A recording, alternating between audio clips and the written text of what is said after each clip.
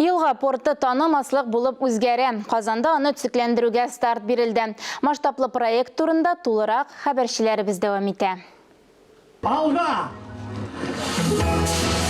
Елга порты яры төзекләндерелә башлады. Төзелешнең беренче этабына Рөстәм Миңнеханов старт бирде. Это новая глава, значит, архитектурных решений для нашей столицы. Поэтому некий вот такой высокий стандарт, я вот прошу инвесторов учесть, это должен быть пример, куда наша столица должна стремиться. Елга портын яңарту программасы яр буенда булган барлык корылмаларга да кагыла. Барысы да милли һәм заман рухында төзелергә тиеш. Яр буе янәшәдәге торак мәйданнарын берләштерә. Вдоль всей береговой линии появится 12 чакрым узынлыктагы яр буе төзекләндерелә. Анда әлбәттә өлкәннәрдән тыш балалар өчен дә махсус уен урыннары ясала. Ял итеп йөрү уңайлы була.